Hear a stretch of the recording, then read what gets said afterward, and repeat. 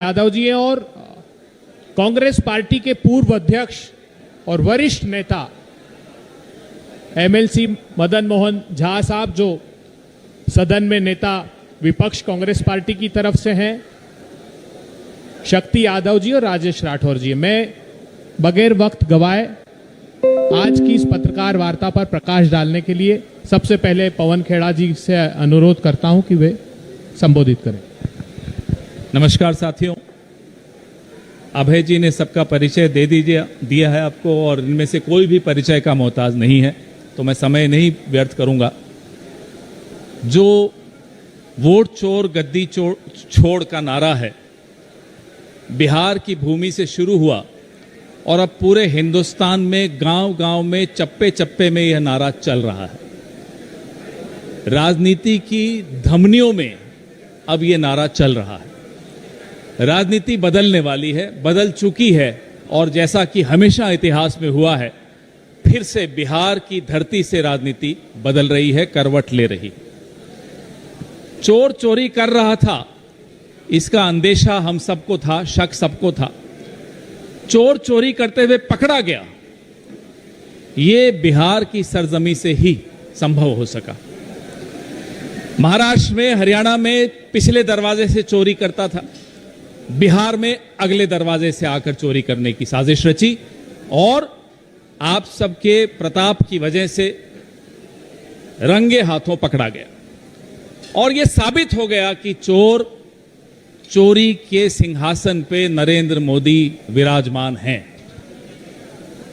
ये वोटर की मर्जी से नहीं है, ये फर्जी वोट से है। ये यात्रा, इसको मैं एक तीर्थ यात्रा मानता हूं। यह तीर्थ यात्रा इसलिए है कि एक पावन काम है कि कैसे आपके वोट का अधिकार चोरी न हो, उसके लिए हम लोग सब मिलकर मेहनत कर रहे हैं, संघर्ष कर रहे हैं। तेजस्वी यादव जी, राहुल जी, हमारे तमाम अलाइज, दीपांकर जी की पार्टी, सब मिलकर, वीआईपी पार्टी, सब मिलकर आपका वोट चोरी होने से बचा रहे हैं। और अब समझ में आता है कि क्यों बेरोजगारी बढ़ गई, क्यों बिहार में उद्योग नहीं है। अभी पिछले हफ्ते प्रधानमंत्री आए, बोले साहब बिहार के लिए 4 मजदूर रेल, बिहार के लिए मजदूर रेल, और अगले दिन गए गुजरात और बोले 52,000 करोड़ का कारखाना ये कर रहे हैं बिहार के साथ। वो इसलिए कर रहे हैं कि उनको लगता है कि वोट चुरा के फिर से काबिज हो जाएंगे, इसलिए कारखाना क्यों देना बिहार को, रोजगार क्यों देना बिहार के नौजवान को, सुरक्षा क्यों देनी बिहार की महिला को। यह साजिश पकड़ी गई। यह यात्रा, जिसके बारे में मेरे साथी संजय यादव जी भी आपको पूरा बताएंगे कि कहां कहां से होती हुई आ रही है, इसका जो समापन है, मैं उसको समापन नहीं मानता, वो एक हमारे लोकतंत्र की बड़ी यात्रा का शुभारंभ होगा। लेकिन इस यात्रा का, जो वोट अधिकार यात्रा है, इसका समापन पटना में, बहुत महत्वपूर्ण सूचना है, पटना में एक विशाल पैदल मार्च, जुलूस जो शुरू होगा गांधी मैदान की गांधी प्रतिमा से सुबह 11 बजे और अंबेडकर जी की प्रतिमा पर समाप्त होगा। पूरे दिन का ये, जिसमें लाखों लोग शामिल होंगे। इस वोट अधिकार यात्रा का ये समापन पटना में होगा 1 तारीख को सुबह 11 बजे। उसके बारे में भी हमारे साथी शशि यादव जी और संजय यादव जी और दीपांकर जी सब आपको बताएंगे। लेकिन वो समापन एक ऐसे आंदोलन, एक ऐसे क्रांति को आरंभ करेगा जो पूरे देश में फैल चुकी होगी। देश भर में ये नारा गूंज रहा है, देश भर में एक चिंता भी है कि साहब ये हमारे साथ हुआ क्या, पिछले 10-11 साल से क्या हो रहा है। और देश भर को अब समझ में आ भी गया है कि अब इनकी चोरी नहीं चलेगी और अब चोर को सजा भी देनी पड़ेगी। सजा सबसे पहले बिहार देगा। बिहार की तरफ सब देख रहे हैं, बिहार की तरफ असम भी देख रहा है, बंगाल भी देख रहा है, केरला भी देख रहा है, गुजरात देख रहा है, उत्तराखंड देख रहा है, पूरा हिंदुस्तान बिहार को देख रहा है, क्योंकि बिहार का दिल बहुत बड़ा है। लेकिन बिहार को अगर यह समझ में आ जाए कि उसके साथ धोखा हो रहा है, उसके साथ फरेब हो रहा है, उसके साथ झूठ बोला जा रहा है, तो फिर बिहार माफ नहीं करता। बिहार जो सजा देने वाला है इन चोरों को, वो सजा पूरा हिंदुस्तान देने वाला है आने वाले महीनों में। मैं अब अपने साथी, आप बात करेंगे, संजय यादव जी से आग्रह करूंगा कि इस प्रेस वार्ता को आगे बढ़ाएं। थैंक यू पवन जी। जैसा कि पवन जी ने बताया, आज वोटर अधिकार यात्रा का 12वां दिन है और ये हम सब के लिए सौभाग्य का दिन है कि आज हम राष्ट्रपिता महात्मा गांधी जी की कर्मभूमि चंपारण में हैं और आज इस 12वें दिन तक हम 20 जिला कवर कर चुके हैं। सासाराम, औरंगाबाद, गया, नवादा, नालंदा, जमुई, लखीसराय, मुंगेर, भागलपुर, कटिहार, पूर्णिया, दरभंगा, मधुबनी, मुजफ्फरपुर, सीतामढ़ी होते हुए आज हम पूर्वी चंपारण पहुंचे हैं, अररिया भी। तो साथियों, इन 12 दिन में 20 जिला में जो हमें जन समर्थन मिला, जैसा कि पवन जी ने कहा कि ये यात्रा अब तीर्थ यात्रा बदल चुकी है। जो जन सैलाब आप देख रहे हैं सड़कों पर, वो जन आशीर्वाद मिल रहा है राहुल जी को, तेजस्वी जी और हमारे महागठबंधन के सभी साथी मुकेश जी, दीपांकर जी। तो जो ये हक की आवाज और क्रांति की गूंज है, ये बिहार के हर गांव, गली, मोहल्ले, टोले, चौक, चौराहे, सड़क, खेत खलिहान से होती हुई और बिहार का बच्चा बच्चा इस यात्रा का भागीदार बनके अपने अधिकार की रक्षा के लिए प्रतिबद्ध है, संकल्पित है। उन्होंने कहा कि जो हमारी वोट चोरी और जो मत का अधिकार छीनने की ये कोशिश कर रहे हैं, वो हम सफल नहीं होने देंगे।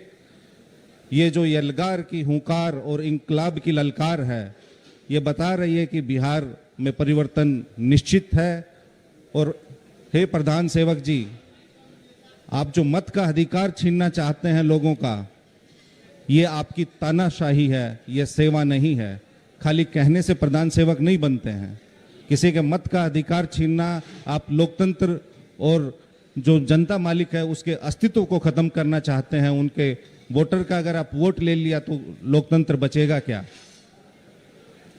तो जनता जो अपने मत के अधिकार से आपके निरंकुश फैसलों पर अंकुश लगाती है, उसको आप छीनना चाहते हैं। बिहार गणतंत्र की जननी है और आप उस गणतंत्र की जननी से ही गण को खत्म करना चाहते हैं और खाली तंत्र चाहते हैं। ऐसा बिहार कभी होने नहीं देगा। जैसा कि पवन जी ने अभी सही फरमाया, आप गुजरात जाते हैं, आप 4-5 दिन पहले आप बिहार आए, आपने क्या बातें की? गुजरात जाते हैं तो आप गुजरात में ध्यान देते हैं और बिहार आते हैं तो बिहार को आप ज्ञान देते हैं। बिहार को आपके ज्ञान की आवश्यकता नहीं है। आप इतिहास पढ़ लीजिए, बिहार ने दुनिया को ज्ञान दिया है। बिहार को क्या चाहिए? बिहार को रोजगार चाहिए, नौकरी चाहिए, उद्योग धंधे चाहिए। बिहार को ट्रेन नहीं चाहिए। आपकी 12,000 ट्रेन आप शुरू करने की घोषणा कर रहे हैं, कहाँ जाने के लिए? गुजरात जाने के लिए। आपने जो वादे किए, इसी चंपारण में जहां हम बैठे हुए हैं, बगल में चीनी की मिल, आपने कहा था 2014 में यहाँ जो बंद चीनी मिल है वो शुरू करवा के मैं इसी चीनी मिल की चीनी से चाय पीऊंगा। आपको 11 वर्ष हो गए हैं, आपने क्या दिया? आप बिहार में तरक्की की बात क्यों नहीं करते हैं? आप बिहार में तकनीकी की बात क्यों नहीं करते हैं? आप बिहार में खाली नकारात्मक बात करते हैं। बिहार सबसे अधिक जागरूक प्रदेश है, सामाजिक रूप से, राजनीतिक रूप से। तो आप जब बिहार आए, आप सीतामढ़ी में भी चीनी बंद मिल थी, वहां भी आपने कोई बात नहीं की। तो कम से कम जब आप अगली बार बिहार आए तो आपकी ही जो वेबसाइट बनी हुई है NarendraModi.in, उस पे आप अपने भाषणों के अंश जरूर देखिए कि आपने बिहार को क्या क्या वादे किए थे और उन वादों को कितना आपने पूरा किया है। अगर आपने उन वादों का 5% भी पूरा किया तो हम चुनौती के साथ कहते हैं कि आप बिहार के लोगों को बताइए कि मैंने 5% अपने वादे इन 11 साल में पूरे किए। आप गुजरात मॉडल की बात करते हैं, उस गुजरात मॉडल को जिस मॉडल को आपने पूरे देश में बेचा, लेकिन 20 साल से आपकी बिहार में सरकार है एनडीए की, 11 साल से आप केंद्र में हैं, लेकिन आप बिहार मॉडल की बात क्यों नहीं करते हैं? 2 दशक से आप बिहार पे शासन कर रहे हैं और 11 साल से देश पर। तो अगर आपने किया तो उस मॉडल को आप में का जिक्र करने में आपको शर्म क्या आ रही है? क्यों? क्योंकि आपने इन 2 दशक में और 1 दशक में बिहार के लिए एक सुई की फैक्ट्री भी नहीं लगाई। इन 11 वर्षों में आपके प्रधानमंत्री बनने के बाद पलायन की दर बढ़ी है, बेरोजगारी की दर बढ़ी है, गरीबी की दर बढ़ी है और बिहार साक्षरता दर में देश में सबसे कम है। बिहार का स्कूल ड्रॉप आउट रेट सबसे कम है देश में। बिहार के बच्चे हैं उनमें सबसे अधिक देश में स्टंटेड हैं, यानी बोनेपन का शिकार हैं। बिहार की महिलाओं में 45% महिलाओं में रक्त की कमी है, वो एनेमिक है। और प्रधानमंत्री जी, हम आपसे सविनय आग्रह करेंगे कि आप अपने अधीन ही नीति आयोग की रिपोर्ट पढ़ लें। नीति आयोग के जितने भी डेवलपमेंटल मार्कर्स हैं वो बिहार के बारे में क्या कहते हैं वो डिटेल में बताने की आवश्यकता नहीं है। तो अगर आपने बिहार के लिए, और बिहार ने आपको क्या नहीं दिया? बिहार ने आपको 2019 में 99% सांसद दिए, 40 में से 39। लेकिन आप बिहार में आते हैं तो आप विकास की बात नहीं करते, आप किसकी बात करते हैं? घुसपैठियों की। कौन घुसपैठिए जो आप आज तक नहीं बता पाते? कितने बिहार के युवाओं को आपने बेरोजगारी दी? बिहार के युवा रेलवे में जाते थे, सेना में जाते थे, आपने वो सारी नौकरियों पर अंकुश लगा दिया। तो बिहार आपसे हिसाब मांगता है, आपके 20 सालों का हिसाब मांगता है। और बिहार में अब भ्रष्टाचार चरम पर है। बिहार में गरीब सताए जा रहे हैं, करोड़ों के नोट जलाए जा रहे हैं और जिंदा लोगों को मुर्दा बताया जा रहा है। कुत्ता बिल्ली और डोनाल्ड ट्रंप का प्रमाण पत्र बनाया जा रहा है और हजारों रुपए लेकर एक आवासीय प्रमाण पत्र बनाया जा रहा है। तो इसलिए ये एनडीए की महाभ्रष्ट सरकार बिहार को कष्ट पर कष्ट दे रही है। जनता के हित में इनका एक भी निर्णय नहीं हुआ है। 20 साल में तो आदरणीय प्रधानमंत्री जी और नरेंद्र मोदी जी, किसी ने 2005 में एलआईसी की पॉलिसी भी बनवाई थी तो वो आज 20 साल बाद लोगों को मालामाल कर देती। आपने 20 साल में क्या दिया बिहार को? कुछ नहीं दिया। तो इसलिए हमारी मांग है और हम धन्यवाद देना चाहेंगे आदरणीय राहुल गांधी जी को, तेजस्वी यादव जी को, माननीय नेता प्रतिपक्ष श्री दीपांकर भट्टाचार्य जी को, मुकेश सैनी जी को, सीपीआई और सीपीएम के हमारे सभी साथियों को, जिन्होंने इस वोटर अधिकार यात्रा को जो शुरुआत दी और जो जन समर्थन दिया वो अप्रत्याशित है। प्रतिदिन पूरा देश सुबह 8 बजे से लेकर रात के 8 बजे तक बिहार को फॉलो कर रहा है। वो देख रहा है कि बिहार के लोगों में इतने दिन बाद भी इतनी उमंग, उत्साह और जोश, जज्बा और जुनून क्यों है। तो बिहार ने हमेशा देश को एक नई दिशा दिखाई है और अब जो ये आपका मत का अधिकार छीनकर उसके बाद आपका राशन, पेंशन, आरक्षण और जो भी संविधान प्रदत्त आपके अधिकार हैं उनको छीनना चाहते हैं, बिहार ऐसा नहीं होने देगा। बिहार के युवाओं ने ठान लिया है, बिहार के युवा जग चुके हैं और अब आपको मुंह तोड़ जवाब देंगे। और बिहार में जो नवंबर में चुनाव है उसमें बदलाव होगा और इंडिया गठबंधन की सरकार बनेगी। आप सब लोगों का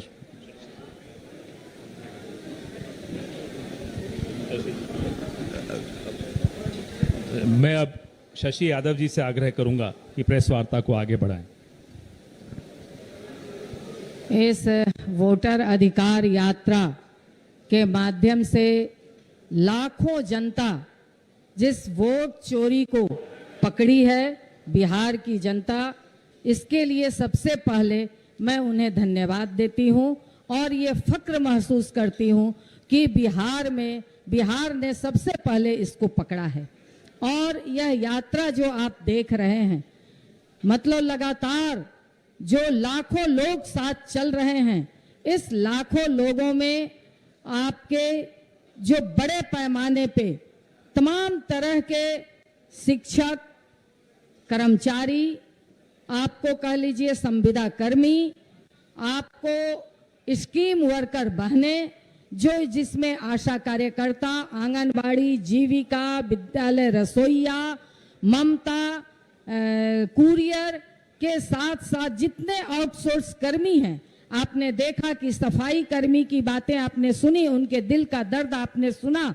वो सफाई कर्मी से लेकर के तमाम तरह के छोटे मोटे रोजगार करने वाले लोग, सब लोग इस यात्रा के साथ मजबूती के साथ खड़े हैं, आशीर्वाद दे रहे हैं, साथ चल रहे हैं और अपनी दर्द को, अपनी समस्याओं को भी नेता प्रतिपक्ष माननीय राहुल गांधी जी को, नेता प्रतिपक्ष माननीय तेजस्वी जी को, दीपांकर भट्टाचार्य जी को, सहनी जी को, तमाम लोगों को अवगत भी करा रहे हैं, क्योंकि ये बदलाव की आंधी है और अगली सरकार बिहार में महागठबंधन की बनने जा रही है। आप इन प्रश्नों पे संजीदा के साथ आगे बढ़ेंगे, ये लोगों की इच्छा और आकांक्षा है, क्योंकि आउटसोर्स के माध्यम से जिस तरह से लोगों के साथ धोखा किया जा रहा है, उनकी गाढ़ी कमाई को लूटा जा रहा है, लोगों की अपेक्षा है कि इस आउटसोर्स को समाप्त किया जाए।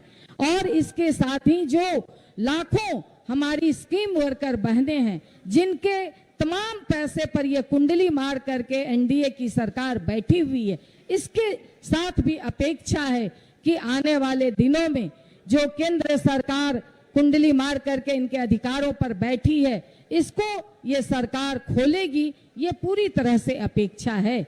और इसके साथ ही अगर आप देखेंगे तो बिहार के अंदर हमारी बहनों के ऊपर, हमारी बेटियों के ऊपर जबरदस्त रूप से अपराध बढ़ रहा है। कल ही चितकोहरा में एक कन्या मध्य विद्यालय में एक 12 साल की बच्ची को के साथ बलात्कार करके और उसे जिंदा जला दिया गया, राजधानी नाक के नीचे विधानसभा के बगल में। उसी तरह से पुनाई चक में एक 8 साल की बच्ची 5 साल के बच्चे को जला करके उसको कार में बंद कर दिया गया। यानी बिहार के अंदर अब कानून नाम का कोई चीज नहीं रह गया है। सरकार पूरी तरह से कह लीजिए वेंटिलेटर पर चली गई है। ये आक्रोश लोगों के अंदर व्याप्त हो रहा है। इसके साथ ही अगर आप देखेंगे तो जो ये एसआईआर है, आप तमाम लोग जान रहे हैं कि बड़े पैमाने पे महिलाओं के नाम काटे जा रहे हैं, बड़े पैमाने पे कट रहा है। क्योंकि आप देखेंगे कि ये चंपारण की धरती पर हम लोग आज खड़े हैं, जहां की गांधी जी को महात्मा गांधी बनाने का काम किया है और ये नेपाल के बॉर्डर से सटता है।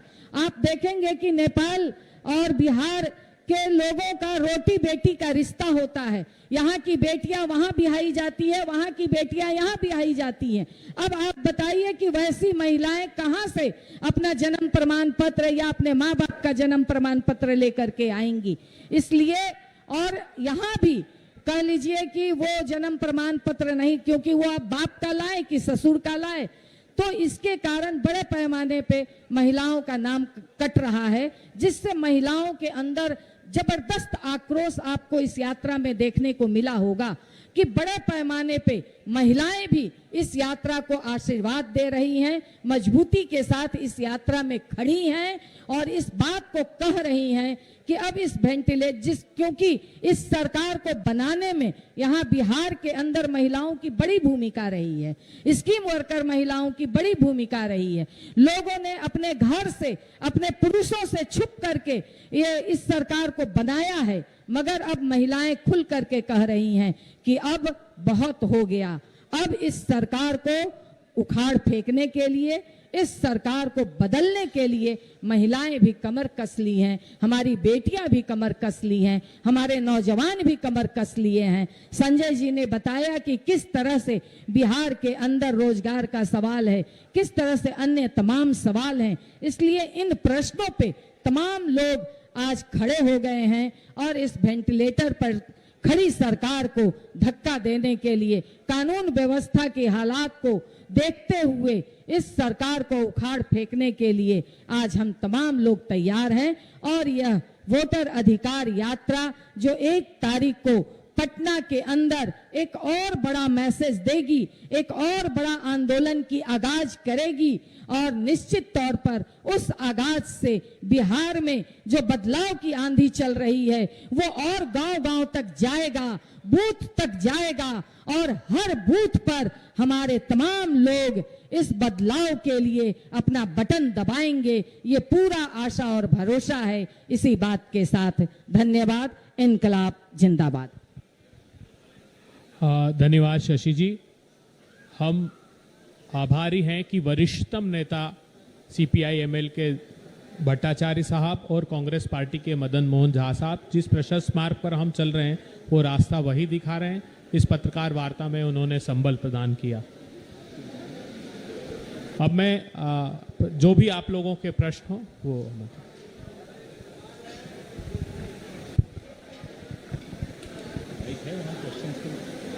माइक दीजिए।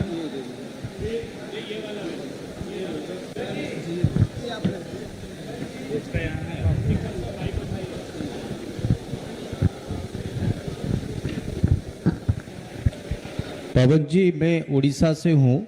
पिछले 11-12 दिन से ये वोटर अधिकार यात्रा को मैं नज़दीक से देख रहा हूँ। जिस तरह की लोगों का आप लोगों को समर्थन मिल रहा है और जिस तरह की सीरियसली आप लोग इस काम कर रहे हैं, इलेक्शन कमीशन क्या उसी तरफ सीरियसली वोटर को जोड़ने के लिए ग्राउंड जीरो में काम कर रहा है क्या? आपका ग्राउंड जीरो से जो कार्यकर्ता काम कर रहे हैं जमीन में, उसका रिपोर्ट क्या आ रहा है? 12 दिन में आपका कितना सफलता मिला है? बहुत अच्छा सवाल आपने पूछा। अगर चुनाव आयोग अपना काम कर रहा होता तो हम और आप यूं सड़कों पर पसीना नहीं बहा रहे होते। लेकिन चुनाव आयोग षड्यंत्रकारी ताकतों के हाथ खेलता वो पकड़ा गया, इसलिए हम सड़क पर हैं। अब वोटर सजग हो चुका है। ज्ञानेश कुमार गुप्ता जी तो कठपुतली हैं और कठपुतली का खेल नरेंद्र मोदी जी खेल रहे हैं। तो मैं नहीं मानता कि चुनाव आयोग बिल्कुल अपना काम कायदे से कर रहा है, अभी भी नहीं कर रहा है। लेकिन वोटर सजग है और अपना वोट चोरी होने से बचाएगा। हम सब उसके साथ खड़े हैं, हर एक वोटर के साथ। ये तमाम जो लोग मंच पर आपको दिख रहे हैं, अलग अलग पार्टीज के हैं, इंडिया गठबंधन के हैं, हम लोग सब मिलकर उस वोटर के वोट की रक्षा कर रहे हैं। माइक उनको भी, सौरभ उनको भी दें। सर, बीजेपी का कहना है कि एक बार आपने चौकीदार चोर कहा, परिणाम सामने आया, और एक बार फिर आप वोट चोर कह रहे हैं, फिर परिणाम जनता उनको जवाब देगी क्या? उस वक्त मोदी जी रोज नया कुछ डिस्ट्रैक्शन ले आते थे, ध्यान भटका देते थे, लोगों को भी लगता था कि नहीं ये बात नहीं, वहां देखते हैं। लेकिन अब सबकी आंखें खुल चुकी हैं। पिछले 11 साल हर महीने एक नया मुद्दा खड़ा करने की कोशिश की, एक नया विवाद पैदा करने की कोशिश की, त्यागता की उनकी विफलताओं से, उनकी चोरी से लोगों का ध्यान हट जाए। आपको याद होगा 2024 के लोकसभा चुनाव में हम सबको, आप सबको बिजी रखने की कोशिश की। देखो साहब, भैंस चुरा रहे हैं। भैंस नहीं चुरा रहे थे हम लोग, ये लोग वोट चुरा रहे थे। तो अब लोग इनकी बातों में नहीं आ रहे। अब हम नहीं बोल रहे, अब तो लोग कह रहे हैं कि वोट चोर गद्दी छोड़। ये नारा हमारा नहीं है, ये नारा लोगों से आया है। सर, अब ये देखिए, एक और डिस्ट्रैक्शन है।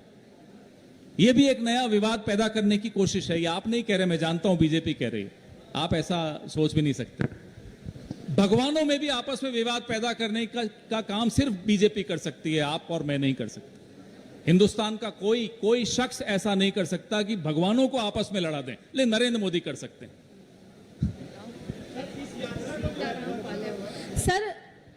सर मेरा सवाल है कि एसआईआर के खिलाफ लगातार आप लोग सड़कों पर उतरे, वोटर अधिकार यात्रा पिछले 12 दिनों से कर रहे हैं, लेकिन बीजेपी आप लोगों की यात्रा पर तंज कस रही है कि कांग्रेस की परंपरा रही है इस तरीके से जो संवैधानिक संस्था है उनको लेकर के कुछ ना कुछ कहते रहना।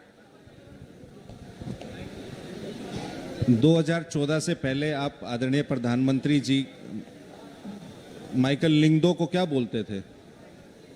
लोगों को याद रखना चाहिए। वो चुनाव आयोग को चुनौती देते थे और क्या क्या कहते थे चुनाव आयोग के बारे में, एफआईआर तक करने की धमकी देते थे।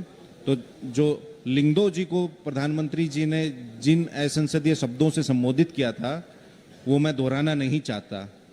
तो भारतीय जनता पार्टी ने तो ईवीएम और चुनाव आयोग के बारे में क्या क्या कहा है वो देश जानता है।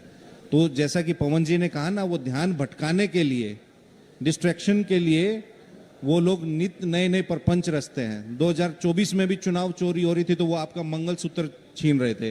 वो आपको कह रहे थे कि आपका कमरा भी छीन लेंगे मकान का, आपकी भैंस की चोरी कर लेंगे। अब वो ये बताइए 2024 में 1 तोले सोने का भाव क्या था और आज क्या है? तो आपका मंगलसूत्र किसने चुराया? आपका कंगन किसने चुराया? आप इतना महंगा मंगलसूत्र और कंगन खरीद ही नहीं सकते, तो उस चोरी को किसने किया है? तो यही है, वो आपका ध्यान भटका के आपकी जेब भी काट लेते हैं और आपका वोट भी काट देते हैं। सर एक बात कहना है, 12 दिनों से आपका यात्रा जो चल रहा है इसमें लगभग लगभग बिहार के सारे गठबंधन आपके साथ हैं और एक पार्टी है सर, एक पार्टी है जो आपका जगह जगह पे राहुल गांधी की इस यात्रा को कबूल कर रहा है, स्वागत कर रहा है, वेलकम कर रहा है, लेकिन ये भी कह रहा है कि सिर्फ हमको छांट के क्यों चल रहे हैं, महागठबंधन में, एनडीए गठबंधन में हमें शामिल कीजिए। वो है AIMIM, ओवैसी की पार्टी। उसके बारे में आपका क्या ख्याल है? क्यों उसको छांट के चल रहा है? जिसका 2% है, उस राजनीति के गलियारों में जिसकी कोई औकात नहीं, 2% है, उसको आप साथ में लेके चल रहे हैं, 18% को आप साइड कर रहे हैं। क्या कहना चाहते हैं आप? देखिए, ये मुद्दा जो है वोट चोरी का मुद्दा है। ये एक ऐसा मुद्दा है जिसमें इंडिया गठबंधन के तमाम साथी चल रहे हैं, लोग जुड़ते जा रहे हैं। तो मुद्दा वोटर और इंडिया गठबंधन के एक संवाद का है। वो एक ऐसा संवाद है जिसमें दिल्ली तक लोग डरे हुए हैं। नरेंद्र मोदी की पहले सुनते थे कि 18 घंटे जागते हैं, अब सुनते हैं 24 घंटे जागते हैं। तो ये मुद्दा अलग है। इस मुद्दे पर हम सड़क पर निकले हैं और इसमें हमारा कारवां बढ़ता चला जा रहा है। लोग जुड़ रहे हैं, साधारण नागरिक जुड़ रहे हैं, युवा जुड़ रहे हैं, जैसा कि शशि जी आपको बता रही थी, महिलाएं जुड़ रही हैं। अभी उस दिन दीपांकर जी से हमारी चर्चा हो रही थी तो ये कह रहे थे ऐसे ऐसे लोग जुड़ रहे हैं जो जिनको ये जानते हैं कि ये बीजेपी को वोट देते थे लेकिन अब मोह भंग हो चुका है, अब वो हमारे साथ जुड़ रहे हैं। तो ऐसे कई लोग जुड़ रहे हैं। ये एक तीर्थ यात्रा है, जैसा कि मैं कहता हूं, धर्म किसी का कुछ भी हो, लेकिन एक धार्मिक यात्रा है। सबको लगता है कि ये अब हमारा सबसे पहला कर्तव्य यही है कि अपने वोट को बचाओ। पवन सर, एक सवाल आपसे है। बीजेपी कह रही है कि ये बिन दुल्हे की बारात है, 2 महीने बाद चुनाव है, तो क्या आप अपना दुल्हा घोषित करेंगे? क्या तेजस्वी यादव को मुख्यमंत्री का उम्मीदवार घोषित करेंगे? क्योंकि बीजेपी कह रही है बिना दुल्हे की बारात है। देखिए कितनी घबराहट है। हम उनसे सवाल पूछ रहे हैं, वोट चोरी क्यों करते हो? जवाब नहीं देंगे। ज्ञानेश गुप्ता को आगे कर देंगे। अब बेचारे ज्ञानेश गुप्ता कितनी बार तक जवाब देंगे? कितना बेचारे गाली झेलेंगे? कितना हमले झेलेंगे? अरे हम आपसे सीधा सीधा सवाल पूछते हैं कि मरे हुओं को जिंदा और जिंदों को मारा हुआ क्यों घोषित कर दिया आपने? जवाब दीजिए। ये यहां वहां की बातें खूब करेंगे, बताइए। यहां तो मजदूर एक्सप्रेस रेल, गुजरात में कारखाने, इसका जवाब दीजिए। जवाब दीजिए कि आज पूरे विश्व में भारत क्यों अलग थलग हो गया? नरेंद्र मोदी जी जवाब दीजिए। जो सवाल हम पूछते हैं उसके जवाब ये लोग नहीं दे पाते, इसलिए फिर विवाद पैदा कराने। कोई विवाद कहीं नहीं है। हेलो पवन जी। जी पवन जी, एक सवाल मेरा ये है कि आप लोग ये इधर वोट अधिकार यात्रा कर रहे हैं और दूसरी ओर एनडीए ने अपनी सीटों का बंटवारा कर दिया है। 102 पे जेडीयू, 101 पर बीजेपी, 20 और 10-10 का फॉर्मूला सहयोगी दलों के लिए बनाया गया है। उन्हें हारने की जल्दी है, हमें जीतने की जल्दी नहीं। हम जीत रहे हैं। उन्हें जल्दी हारना है, जल्दी घोषित कर रहे हैं। हम तो जीत ही रहे हैं। आने दीजिए, आधिकारिक घोषणा है उनकी। सोर्स बेस्ड चल रहा है सब जगह। चुनाव आयोग भी सोर्सेज पर चलता है, टिकटें भी सोर्सेज के आधार पर बढ़ती हैं। रिजल्ट तो जनता ही दिलाएगी और रिजल्ट आपके सामने है। संजय जी, इस पे कुछ जवाब देना चाहें? नहीं, आधिकारिक घोषणा नहीं है, सोर्स बेस्ड है। सूत्र का तो बता ही दिए थे तेजस्वी जी। अच्छा, एक और सवाल है। मोहन भागवत ने कहा है टैरिफ को लेके एक बड़ा बयान पवन जी दिया है कि कोल्ड ड्रिंक पीने की क्या जरूरत है, घर में शिकंजी बनाइए और पीजिए। मोहन भागवत ने एक बड़ा बयान दिया है और कहा है कि कोल्ड ड्रिंक पीने की क्या जरूरत है, घर में शिकंजी बनाइए और पीजिए। अब आप लोगों के लिए बड़े महत्वपूर्ण होंगे ये व्यक्ति। अब खबरों में बहने रहने के लिए इनको भी कुछ कहना है। सुना कोई भाषण 3 दिनों का चल रहा है, वहां लोग जा नहीं रहे, आप लोग कवरेज दे नहीं रहे। कहने दीजिए जो कहना, ये कोई बात है? असली बात यह है कि टैरिफ से नुकसान क्या हो रहा है, इस पे चर्चा करिए। ये क्यों कवर फायर दे रहे हैं मोदी जी को? जो अर्थव्यवस्था चौपट हुई, जो विदेश नीति चौपट हुई, जो आंतरिक सुरक्षा चौपट हुई, मोहन भागवत आएंगे जवाब देने। ये एक के साथ एक फ्री चल रहा है, बीजेपी को वोट दो, आरएसएस साथ में मुफ्त में मिलती है। क्या है ये? कौन है ये? अपनी संस्था को रजिस्टर कराने की हिम्मत नहीं है, चले आ रहे हैं सलाह देने। किसी ने मांगी उनकी सलाह? नहीं, इसमें उन्होंने कहा है कि कोल्ड ड्रिंक नहीं पीजिए, शिकंजी पीजिए ना, तो इसका मतलब वो नहीं चाहते कि अब लोग चाय भी पिए, अब वो शिकंजी वाला खोज रहे हैं। और यहाँ तो मोहन भागवत जी दूध वाले भी हैं, हम दूध भी पी रहे हैं, शिकंजी भी पी रहे हैं, गंगा का भी पानी पी रहे हैं, गंडक का भी पी रहे हैं। पहले आप वो नया शिकंजी वाला खोजने के लिए शिगुफा लेके आए हैं। सर, एक सवाल है कि 3 आतंकी के नेपाल के रास्ते भारत आने की सूचना है भारतीय सीमा में, तो क्या इसका असर यात्रा पे भी पड़ेगा क्या, क्योंकि हाई अलर्ट हो गया है सुरक्षा को लेकर? देखिए, भारत की सीमा की सुरक्षा की जिम्मेवारी माननीय गृह मंत्री जी के पास है, और बार बार आतंकवादी हमारे देश की सीमा में प्रवेश कर रहे हैं। तो ये किसकी खामी है? इंटेलिजेंस फेल्योर क्यों नहीं है, रहता है हमेशा इनका? किसी पे कोई कार्रवाई नहीं होती। आतंकवादी जिस रास्ते से, कभी पाकिस्तान के रास्ते से, कभी नेपाल के रास्ते से, अब बिहार में आए हैं, अब बिहार में चुनाव है, आप भी जानते हैं। तो हम तो यही कहेंगे कि अपनी सीमा की सुरक्षा आपकी जिम्मेवारी है, उसको टाइट कीजिए, और ये हेडलाइन मैनेजमेंट की बजाय जो असल मुद्दे हैं, हमारे जवानों की सुरक्षा भी, उनकी बेहतरी और सीमा की भी, उस पर ज्यादा ध्यान दीजिए। शुक्रिया।